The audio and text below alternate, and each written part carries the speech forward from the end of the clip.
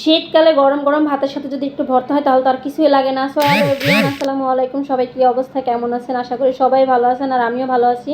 আর এখানে হচ্ছে আমি ডাল বসাই দিছি। আজকে হচ্ছে আমি কোনো ধরনের রান্নার আয়োজনের ভিতরে যাব না।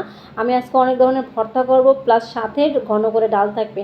আর এই ডালটা আমার কাছে খুবই ভালো লাগে। স্পেশালি এটার ভিতরে হচ্ছে কাঁচা টমেটো প্লাস হচ্ছে পেঁয়াজের কালাই। অনেকে পেঁয়াজের কালাই বলে, আমরা হচ্ছে পেঁয়াজের কালাই বলি, অনেকে হচ্ছে পেঁয়াজ পাতা বলে।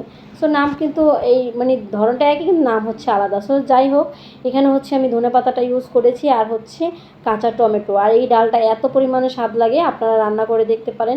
আমি পাকা টমেটো ইউজ করি, পাকা টমেটো আমি খাই, প্লাস সেটা হচ্ছে আমি মাছ ভুনা অনেক ধরনের ঝোল তরকারির ভিতরে হচ্ছে পাকা টমেটোটা খাই। আর এই যে স্পেশালি এখন যে ভর্তাটার জন্য এই যে পেঁয়াজের কালাই প্লাস হচ্ছে আমি টমেটোটা ভেজে নিই, সেটা কাচকে শুটকির ভর্তা।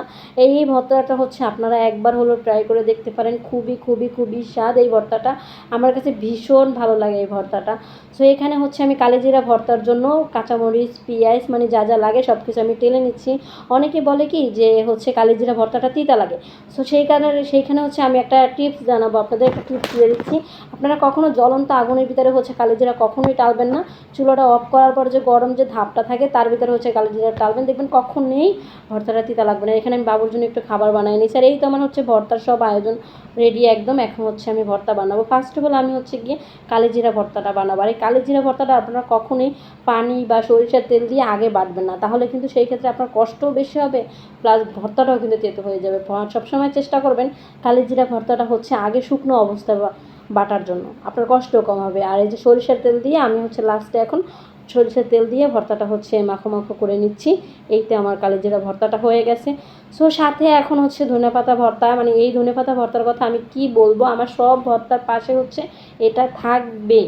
আমি যদি প্লাস আলু ভর্তাও করি তার পাশে হচ্ছে ধনেপাতা ভর্তাটা থাকবে। আমার খুবই পছন্দ ধনেপাতা। আমার শ্বশুরবাড়ির মানুষ হচ্ছে যারা যতজন আছে তারা কেউই ধনেপাতাটা পছন্দ করে না, প্লাস আমার জন্যই আনা হয়। আর এই যে হচ্ছে সেই শুটকি ভর্তাটা যেটা হচ্ছে ওখানে ডালছিলাম কাচকে শুটকির ভর্তাটা, এটা হচ্ছে সেই ভর্তা। সো এটা খুবই স্বাদ। এই যে কাঁচা টমেটো প্লাস হচ্ছে পেঁয়াজ পাতা দিয়ে শীতের সময় এই ভর্তাটা খুবই মজা লাগে, খুবই মজা লাগে। আমার ভর্তাটা কিন্তু একদম রেডি হয়ে গেছে। এই যে দেখেন ফাইনাল লুক। সো ভর্তাটা আমার হয়ে গেছে। এখন হচ্ছে আমি এই যে কাঁচকলাটা ভর্তা করে নেব। সো এখানে হচ্ছে আমার একটু পেঁয়াজ শর্ট পড়ে গেছিলো, তো সমস্যা নেই, আমি হচ্ছে কাঁচা পেঁয়াজটা ইউজ করতেছি। আর কাঁচা মরিচটা কিন্তু এখানে আমি টেলে নিয়েছি। সো এখানে কাঁচকলা ভর্তাটাও হয়ে গেছে। আর সব ভর্তার মাঝে হচ্ছে সরিষার তেল থাকবেই, সরিষার তেল ছাড়া কোনো ভর্তাই স্বাদ লাগে না। আর এখানে হচ্ছে আমি শুকনো মরিচের ভর্তাটা করে নিচ্ছি। অনেকে চাটনি বলে, আমরা হচ্ছে ভর্তা বলি। সেই যে শুকনো মরিচের ভর্তা। সো আমার মতো এরকম ভর্তা লাভার কে কে আছেন অবশ্যই জানাবেন। আর আমার ভিডিওটা ভালো লাগলে অবশ্যই লাইক কমেন্ট শেয়ার করবেন। Okay bye, tata.